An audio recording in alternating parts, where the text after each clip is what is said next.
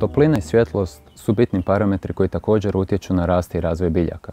Svjetlost je ključan za proces fotosinteze. Važno je da se vrt postavi na mjestu gdje će biljka imati dostatnu količinu u periodu uzgoja, naravno. Ovisno o toplini i svjetlosti birat će se i sam sortiment kultura te period uzgoja.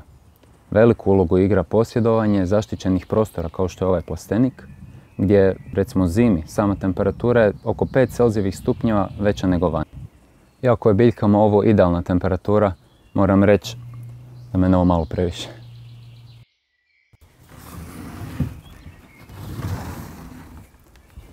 Izbor sadnog materijala uvjetuje kvalitetu, otpornost i prinos same biljke.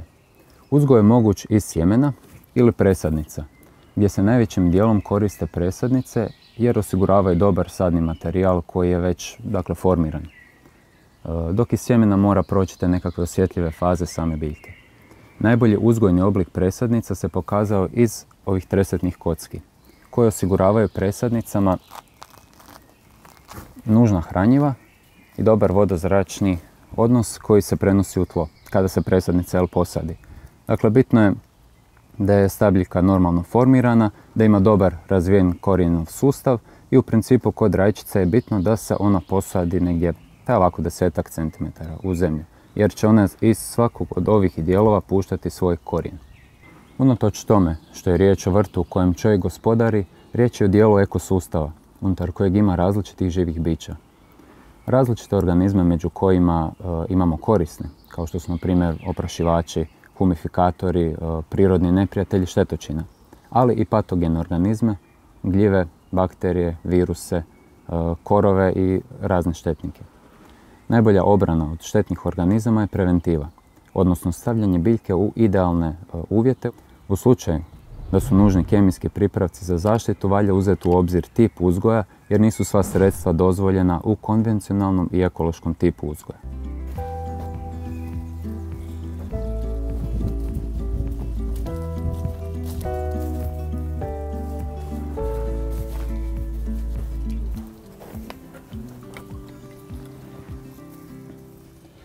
Sada kada smo pripremili dobro tlo, nabavimo vrtni alat i u principu napravimo rupu gdje će nam ići presadnica.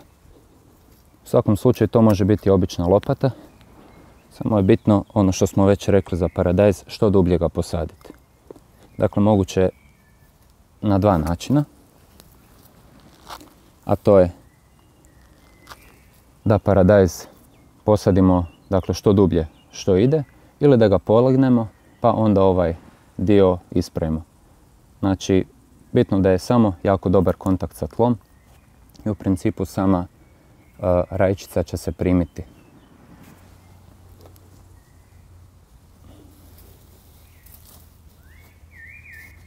Tako, probate povući prema gore. Znači, ako ona daje dobar otpor, to vam je zapravo to.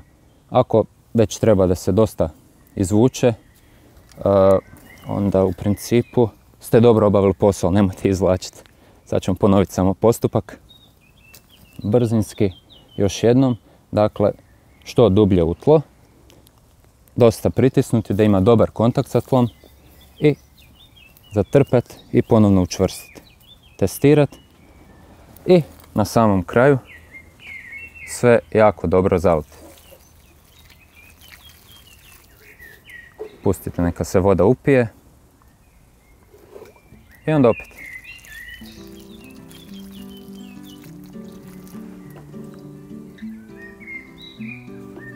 Još ćemo jednom za sreću.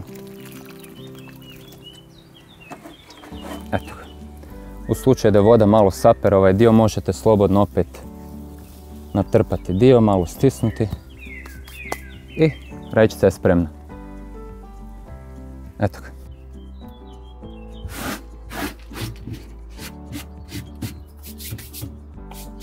Evo, ako nemate na kraju ovakve ruke, nešto niste dobro napravili. Ali šalim se, ja ne volim nositi rukavice.